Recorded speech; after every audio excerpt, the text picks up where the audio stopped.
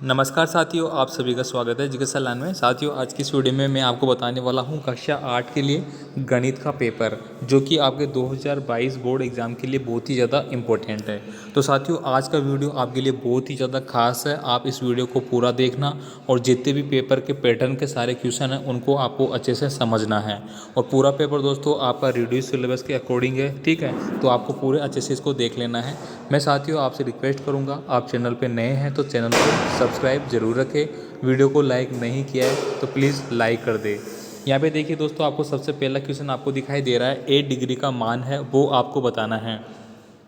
तो इसका मान 1 होगा, 0 होगा, 2 होगा या फिर ए होगा। तो यहाँ पे साथियों इसको आपको हल करना है। नेक्स्ट प्रश्न देखिए, यहाँ पे वर्त का आलेख होता है तो आयत चित्र होता है, रेखा चित्र होता है, पाई चार्ट होता है या फिर दंड आरेख होता है। तो साथियों आपने देखा होगा पाई चार्ट जो बनता है, ऐसे मान लीजिए इस तरह से आपका वर्त है, वर्त की बात कर रही है तो वर्त का पाई चार्ट ही बनता है। यहाँ पे मान लीजिए इसका ये बट गया, इसका ये बट गया, इसका ये बट गया, इसका ये बट गया। यहाँ पे मान लीजिए आपको दे दिया 10% दे दिया, यहाँ पे 20%, यहाँ पे 30%, यहाँ पे 50%। इस तरह से दोस्तों आपको ये पूरा दे दिया जाता है और फिर आपको पाई चार्ट के आधार पर क्वेश्चन पूछे जाते हैं। तो वर्त के माध्यम से पाई चार्ट बनता है। आगे देखिए, निम्न में से 4 राशि है, ठीक है। तो 4 राशि कौन सी है? यहाँ पे 5 है, 15 है, x है या फिर 0 है। इसके बाद देखिए यहाँ पे 17 को दर्शाने वाला उपयुक्त टेलीमार्क है वह कौन सा है। तो आपको देखना है कौन सा है। साथियों मैं आपको फिर से बता रहा हूँ, ये वीडियो आपके लिए बहुत ही ज़्यादा इंपॉर्टेंट है। आपको पूरा पैटर्न इस तरह का पेपर में आने वाला है, आप इसको अच्छे से देखें। इसके बाद देखिए, बीजीय व्यंजक आपको दिया गया है, ए 1 + x - 2x² में x स्क्वायर का गुणांक है वो क्या होगा।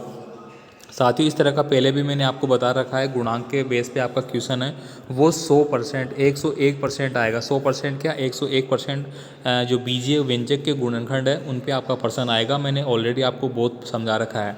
आगे देखिए, यहाँ पे साधारण ब्याज का सूत्र है वो आपको बताना है। तो दोस्तों अगर आपको याद नहीं हो रहा है तो आप इस तरह से याद कर सकते हैं। मैं आपको बता दूँ, समुद्र बटे 100। समुद्र तो आपको याद होगा ही होगा, रख ही लेना है आपको, बटे में 100 लगा देने हैं बस। ये क्या हो गया, साधारण ब्याज का सूत्र बन गया। कैसे बन गया चलिए मैं बता देता हूँ। मैंने लिखा है यहाँ पे क्या, समुद्र। सह तो किसको डिनोट कर रहा है, समय को। ये समय इसमें है, इसमें भी है। इसके बाद देखिए मुँह, मुँह किसको डिनोट कर रहा है, मूलधन को। इसमें भी है, इसमें भी है। और दर किसको डिनोट कर रही है, दर को। इसमें भी है, इसमें भी है। अब ये आपस में सब गुणे में हैं। अब हम देखेंगे गुणे में किस में हैं। तो इसमें गुणे में, इसमें तो देखो प्लस दे रखा है, इसमें तो है ही नहीं, बटे में 100। तो ये आपका सही आंसर हो गया। आपको इस बेस पे अगर कोई क्वेश्चन भी पूछा जाएगा तो आप इसको आराम से हल कर सकते हैं। आगे देखिए साथियों, यहाँ पे अति लघुतात्मक प्रश्नों की बात करते हैं। यहाँ पे -3/5 और 5/8 के बीच 5 परिमेय संख्याएं हैं वो आपको बतानी है, ठीक है। आगे देखिए, PQRS एक समांतर चतुर्भुज है, x और y का मान है वो आपको यहाँ पे ज्ञात करना है। आपको यहाँ पे दिख रहा है, ये देखिए, ठीक है। यहाँ पे जैसे कि ये आपका कहाँ से शुरू हो रहा है, यहाँ से P Q R और S। इसकी इतनी लंबाई दे रखी है, इसकी 18 है, इसकी 26 और इसकी 3 है। इसका आप कैसे याद करेंगे, इसका आप कैसे याद करना है, यहाँ पे एक विकिरण खींच लेना है आपको, विकिरण, ठीक है। अब आपको ये याद करना है सिर्फ ये, ठीक है। अब यहाँ पे देखो 18 दे रखा है और ये दे रखा है, इससे ये आपको पता नहीं x है, तो इस बेस पे आप ये फाइंड आउट कर सकते हैं। कैसे करेंगे आप, मान लीजिए कि यहाँ पे ये तो हो गया x, ये हो गया y। तो यहाँ से आपको कैसे फाइंड आउट करना है, इसका और इसका, यानी कि विकर्ण जो आपका फॉर्मूला है पाइथागोरस प्रमेय का, उस हिसाब से आप ज्ञात कर सकते हैं। आगे देखिए, यहाँ पे इसका परिमाप ज्ञात करना, आपका समीकरण का हल आपको ज्ञात करना है। चलिए मैं आपको समीकरण का हल बता देता हूँ। यहाँ पे देखिए क्या आपको दिया गया है, 6x + 7 = 13 + 3x आपको दिया गया है। तो अपन इसको हल कर लेते हैं। एक बार यहाँ पे मैं यहाँ पे ले लेता हूँ इसको। तो यहाँ पे दोस्तों आपको क्या करना है, 6x आपको ऐसा कैसे रखना है। अब उधर जो प्लस का 3x है वो इधर का आके माइनस का 3x बन जाएगा, ठीक है। इधर 13 ऑलरेडी है, अभी इधर प्लस का 7 था वो इधर जाके माइनस का 7 बन गया। ये आपने क्या किया, इसको अरेंज कर लिया, x वाले डिजिट एक तरफ रख लिए, बाकी खाली डिजिट आपने एक तरफ रख लिए।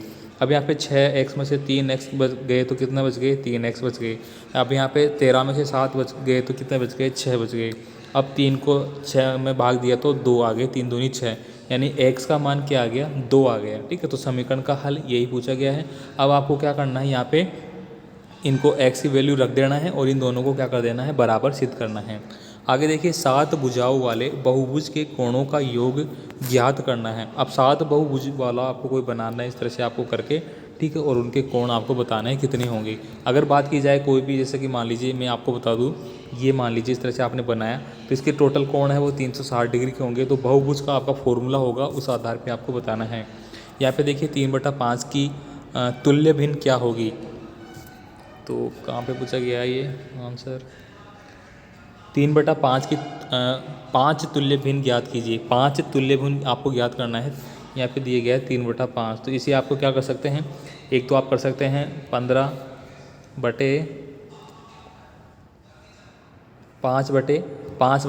कर सकते हैं। 5 से कम 5 नहीं, 5 15/3, यहाँ पे 3 आना चाहिए ऊपर काटने पे, नीचे 5 आनी चाहिए। ऐसी संख्या आपको लेनी है, ठीक है। आगे देखिए यहाँ पे अगला क्वेश्चन आपको क्या दिया गया है, यहाँ पे दिए गए प्रतिरूप का प्रयोग करते हुए लुप्त संख्याओं को आपको प्राप्त करना है। अब यहाँ पे देखिए आप इसको इजीली कर सकते हैं। यहाँ पे देखिए 7 का स्क्वायर दे रखा है, फिर 67 का स्क्वायर दे रखा है, फिर 667 का दे रखा है, फिर ये संख्याएं बढ़ाती जा रही है और इसको क्या किया जा रहा है, आपको संख्याएं पूछी जा रही है। तो बस आपको इस संख्या को इसी संख्या से गुणा करना है। जो यहाँ पे आंसर आपको निकल के आएगा वही आपका करेक्ट आंसर हो जाएगा। आगे देखिए यहाँ पे अगला क्वेश्चन आपका, भाग विधि से आपको 31 और 36 का वर्गमूल है वो आपको ज्ञात करना है। यानी कि जो भी आपकी भाग विधि है उससे आपको क्या करना है, इसका वर्गमूल ज्ञात करना है। अब यहाँ पे मैं अगर मोटा मोटा बात करूँ यहाँ पे, तो 31 36 दिया गया है। तो 90 की बात करूँ मैं, 90 को 90 से आप गुणा करोगे, 2 जीरो कैसा 9 81, ये तो ऊपर गया। 30 का देख लेते हैं, सॉरी 90 का ज़्यादा ले लिया मैंने, 30 का देखेंगे। 30 को 30 से गुणा कर रहा हूँ, 2 जीरो 3 3 9, ये 900 हो गया, ये भी कम हो गया। यानी कि ऐसी संख्या आपको लेनी है जो 3100 के आसपास है। इसके बाद देखिए 1 दर्जन केले की कीमत 40 रुपये है, तो बताओ 19 दर्जन केले की क्या कीमत होगी। जब एक दर्जन केले की कीमत 40 रुपये है, एक की कीमत कितनी है 40 रुपये है, तो 19 की क्या होगी, तो 40 से इसको क्या कर देना है, मल्टीप्लाई कर देना है। आगे देखिए यहाँ पे आपको ए और बी का मान आपको ज्ञात करना है। चलिए अपन यहाँ पे देख लेते हैं क्या क्या दिया गया है। यहाँ पे आपको टोटल दिया गया है 5 7 और ए आपको दिया गया है। अब इसको आप कैसे हल करेंगे, यानी कि ये गुणा हो रहा है किसी संख्या से और गुणा होने के बाद आपको ये संख्याएं प्राप्त हो रही है। अब आप यहाँ पे क्या देखेंगे कि यहाँ पे देखो सबसे पहले तो आ गया, इसको इससे गुणा किया तो क्या आएगा। तो यहाँ पे देखिए अगर इसको मैं गुणा करूँ बी से इसको, तो उस हिसाब से आपको गुणा करके रखना है। कोई भी संख्याएं आपको यहाँ पे इनपुट करना है, इनपुट करने के बाद आपको यहाँ पे ये संख्याएं करनी है, ठीक है। या फिर आप इनको गुणा कर सकते हैं इसको, ठीक है। इसमें भाग देंगे, देखिए 57 में यहाँ पे 0 मान लेते हैं, x मान लेते हैं, 3 का भाग देंगे। जो संख्याएँ आएंगी वो आपको यहाँ पे इनपुट करके देखना पड़ेगा। आगे देखिए यहाँ पे a² - b² बराबर a - b a + b का उपयोग करते हुए 51² - 49² का मान है वो आपको ज्ञात करना है, ठीक है। तो आपको फॉर्मूला लगाना है कुल मिला के। तो साथियों आपको फॉर्मूला कैसे लगाना पड़ेगा, जैसे कि मान लीजिए a + b है, इसका घात होल स्क्वायर है, तो कौन सा फॉर्मूला आ गया, a² + b² + 2a और b। ये जो फॉर्मूला है वो आपको यहाँ पे कैलकुलेट करना है। आगे देखिए यहाँ पे आपको हल करना है, संख्या आपको दी गई है। ये तो आप प्रतिलोम विधि से इसको हल कर सकते हैं। प्रतिलोम विधि आप जानते हैं, इनको आपस में क्रॉस गुणा करते हैं। चलिए एक बार मैं थोड़ा सा हिंट दे देता हूँ आपको यहाँ पे। साथियों आपको पूरा पेपर हल कर लेना है। मैं यहाँ पे मोस्टली आपको बस बता रहा हूँ, ज़्यादा क्वेश्चनों को अटैम्प्ट हल नहीं कर रहा, क्योंकि आप अगर हल करेंगे तो आपकी थोड़ी सी प्रैक्टिस हो जाएगी और आप एग्ज़ाम में थोड़ा सा अच्छा कर पाएंगे। क्योंकि मान लीजिए एग्ज़ाम में कई बार क्या होता है, डिजिट चेंज कर दी जाती है कोई भी क्वेश्चन की, तो फिर आपको वहाँ पर समस्या हो सकती है। इसलिए आप एक बार खुद से हल ज़रूर करें। ये पेपर आपके लिए बहुत ज़्यादा इंपॉर्टेंट है। मैं एक बार फिर से आपको बता रहा हूँ, आपको पूरा पेपर अच्छे से हल करके रख लेना है। यहाँ पे देखिए आप इसको कैसे हल करेंगे, इस 3 को आप ऊपर गुणा करेंगे तो 7 या 21 y + 4 या 12, ये होल हल हो गया। अब इसको आपको क्या करना है, नीचे वाले को हल करना है। तो माइनस का कितना आ गया, 4y आ गया, और यहाँ पे प्लस माइनस का है तो यहाँ पे माइनस का आएगा, और 4 दूनी 8 आ गया। बराबर में आपको 0 है, इधर भी 0 है। ये आपका क्या बन गया, समीकरण बन गया। अब आपको इसको हल कर लेना है। अब हल करने के लिए आप क्या करेंगे, यहाँ पे देखिए 21 दिया गया है आपको, जबकि यहाँ पे कितना है, 4 है। तो आपको क्या करना है, इसको अगर काटना है आपको तो दोनों संख्याएं आपको समान बनानी पड़ेगी। या तो y वाली बनाइए, ठीक है, x वाली तो बनेगी नहीं, x यहाँ पे है ही नहीं, ठीक है। तो इसको आपको क्या करना है, समान बनाना है और फिर आप इसको काट सकते हैं। या फिर आप ऐसे भी कर सकते हैं, इन दोनों का प्रतिस्थापन कर लीजिए उधर, ठीक है, और इन दोनों को आपको क्या कर लेना है, एक साइड में रख लेना है, ठीक है। इस तरह से आप कर सकते हैं। आगे देखिए मान ज्ञात करना है आपको। तो मान ज्ञात करने के लिए 5/8 -7 इंटू 8/5 -7 आपको दिया गया है। तो यहाँ पे दोस्तों आपको क्या करना है कि इनको क्या करना है, गुणा करना है। इसके बाद देखिए सर्व समीका के आधार पे आपको इसका प्रयोग करते हुए इसको आपको हल करना है। आगे मैं बात करूँगा यहाँ पे निम्नलिखित का गुणनखंड आपको ज्ञात करना है। ये भी आप इजीली कर लेंगे। कैसे करेंगे, इसको पहले इससे गुणा करेंगे, फिर इसको इससे करेंगे, फिर लिख लेंगे, फिर इसको इससे करेंगे, फिर इसको इससे करेंगे, लिख लेंगे, बस यही है। आगे देखिए यहाँ पे थोड़ा सा मैं हिंट दे देता हूँ आपको कैसे करना है। यहाँ पे देखिए आपको जैसे 2x को गुणा करिए तो क्या आ गया, 4x² आ गया, ठीक है। फिर आपको प्लस लगाना है। अब 2 को 3 से करना है तो 2 तिया कितना आ गया, 6, और x और y ऐसा कैसा आ गया, ठीक है। अब आप इसको करेंगे तो प्लस का आपको लगा लेना है, 5 दूनी 10, x और y आ गया। इसके बाद देखिए फिर आपका प्लस आ रहा है और ये करना है 5 3 15 और y² आपको लिख लेना है। ये आपका पूरा बन गया। अब आप इसको कैसे लिख सकते हैं, 4x² प्लस 15 y² प्लस, अब यहाँ पे 10 और 6 कितने हो गए, 16xy, क्योंकि दोनों तो एक ही है ना दोनों, इसलिए ये आपने लिख लिया। ये आपका पूरा समीकरण बन गया इस तरह से। अब इसको आपको हल कर लेना है, ठीक है, समझ गए आप इसको छोटा करना, जैसे कि 16 चौक 64, तो ऐसी संख्याएं जो तो इन दोनों का तो गुणा हो और ये प्लस माइनस में आना चाहिए, ठीक है। 64 आ रहा है ना, तो अब आपको ऐसी संख्याएं जो देखनी है, देखिए 12 चौक 48, और या फिर ऐसी संख्याएं देखनी है आपको जो 16 48, ठीक है, 16 चौक 64, या फिर आपको 20 या 60, जो भी संख्याएं जो आपका गुणा करने पे ये आ रहा हो और जोड़ने घटाने पे 15 आ रहा हो, वो आपके क्या बन जाएंगे, गुणनखंड बन जाएंगे। आगे चलो बात करते हैं। यहाँ पे आपको क्या दिया गया है, दिए गए आलेख में आपको विभिन्न वर्षों को कक्षा 8 के विद्यार्थियों की संख्या में दर्शाए दिए गए। ये देखिए यहाँ पे आपको एक शैक्षिक योग्यता वगैरह के हिसाब से एक चार्ट दिया गया है, इसको आपको देखना है। अब आपको पूछा गया है कि ए किस वर्ष में विद्यार्थियों की संख्या में अधिकतम वृद्धि हुई है। अब सबसे ज़्यादा वृद्धि किस में हुई है, यहाँ पे देखिए ये तो शैक्षिक वर्ष दिया गया है और यहाँ पे विद्यार्थियों की संख्या दी गई है। अब ये संख्याएं बढ़ रही ना, तो सबसे ज़्यादा इसमें ही बढ़ी है आपकी 2006 और 7 में, तो ये आपका आंसर हो गया। वर्ष 2004-5 में विद्यार्थियों की संख्या कितनी थी, तो 2004 और 5 ये है। अब यहाँ पे देखिए आपको इसके सामने देखना है ये कितना आ रहा है, 150 के आसपास आ रहा है, ये देखिए है ना। तो कितनी संख्याएं थी, 150 थी। यहाँ पे 100 है, यहाँ पे आपके 250 आ रही है और यहाँ पे 300 के आसपास आ रही है ऐसे। आगे देखिए यहाँ पे सबसे छोटी प्राकृत संख्याएं की ज्ञात कीजिए जिसके 68600 को गुणा करने पर एक पूर्ण घन प्राप्त हो जाए। आगे देखिए यहाँ पे निम्न तालिका पेट्रोल की मात्रा और मूल्य आपको दिया गया है, इस हिसाब से आपको इनको हल करना है। यहाँ पे ये दोनों दिए गए हैं। एक गांव में 45% महिलाएं हैं और 45% पुरुष है, शेष बच्चे हैं। बच्चों की संख्या अगर 700 कितनी है, 50 हो तो कुल जनसंख्या क्या है, तो आप ये निकाल सकते हैं। जब गाँव में 45 तो कितनी है, महिलाएँ हैं, और 45 ही कितने हैं, पुरुष है, तो कितने हो गए, बाकी कितने परसेंट बच गए, 45 90 हो गए ना, ठीक है। अब कितने बच गए, 10%, तो अपन 10% के हिसाब से बात करेंगे।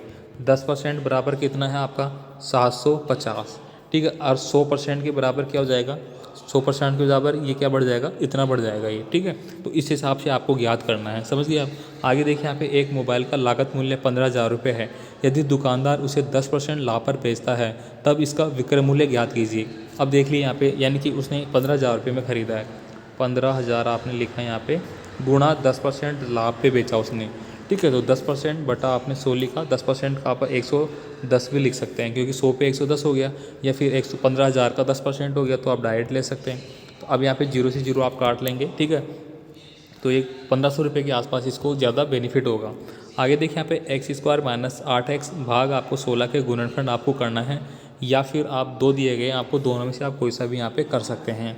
इसके बाद देखिए यहाँ पे नीचे दिए गए आपको पाई चार्ट बनाइए। एक बालक द्वारा व्यतीत समय इस प्रकार से दिया गया है। यहाँ पे देखिए आपको, या फिर आयत चित्र को देखिए और नीचे देखिए उत्तर आपको देना है। यहाँ पे आयत का चित्र दिया गया है, ये देखिए आयत की फॉर्म में है ना। अभी पहला क्वेश्चन था इस तरह का, तो आयत की फॉर्म में है, और इस तरह का होगा तो वो पाई चार्ट कहलाएगा। यहाँ पे देखिए इस आयत चित्र द्वारा क्या सूचना दी जा रही है। तो आप देखेंगे यहाँ पे ऊंचाई सेंटीमीटर में दिया गया है और लड़कियों की संख्या दी गई है।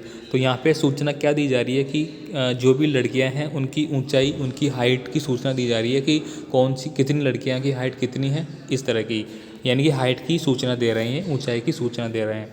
किस वर्ग में अधिकतम लड़कियाँ हैं। अब अधिकतम लड़कियाँ किस वर्ग में हैं, ये भी देखिए, ये वर्ग आ रहा है 7वां वर्ग में है। अब कितनी लड़कियों की ऊंचाई 145 सेंटीमीटर या उससे अधिक है। अब 145 या उससे अधिक, मतलब ये भी काउंट होगा और ये भी काउंट होगा और ये भी 145 या उससे अधिक। तो 1, 2 और 3 वर्ग ऐसे हैं जिनमें कि ज़्यादा लड़कियां आ रही है। आगे में देखिए क्या पूछा गया, यदि हम लड़कियों को निम्नलिखित को 2 श्रेणियों में विभक्त करें तो प्रत्येक में कितनी लड़कियां होंगी। यहाँ पे देखिए एक मिनट, यहाँ पे देखिए 1, 2, 3, 4, 5, 6, 7 है ये। 1, 2, 3 इधर ले लिया, 1, 2, 3 इधर ले लिया। अब 2 श्रेणी में कैसे बांटेंगे इसको, टोटल करके इसको 2 का भाग देना है, या तो शायद थोड़ा समझ में नहीं आया। आगे देखिए यहाँ समूह ए बराबर 150 सेंटीमीटर या उससे अधिक है। समूह बी अनुपात 140 सेंटीमीटर या उससे अधिक है किंतु 150 से कम है। मतलब ये बात सही है या गलत है बताना आपको। अब समूह ए दिया गया आपको, समूह ए ये फर्स्ट वाला ही है, इसमें 150 सेंटीमीटर या उससे अधिक है, तो ऐसा थोड़ी है 150 तो यहाँ पे आ रहा है आपका, तो ये आपको देख लेना है। तो ये दोस्तों आपका पूरा पेपर हो जाता है यहाँ पे। तो दोस्तों मैं आपको बता दूं कि आपका पेपर कुछ इस तरह का ही आने वाला है, आपको अच्छे से तैयारी कर लेनी है। अगर ऐसा पेपर आ गया तो थोड़ा हार्ड पेपर है ये, ठीक है। और बाकी पेपर मैंने आपको बताए रखा है पूरे पैटर्न पे, तो आपको सारे क्वेश्चन पेपर अच्छे से तैयार कर लेने हैं, ठीक है साथियों। मिलेंगे फिर नए पेपर में, नए पेपर के वीडियो के साथ। तो आप कमेंट करिए कैसा लगा। बाकी जल्दी मैं नया पेपर ज़रूर लेके आऊँगा आपके लिए। धन्यवाद।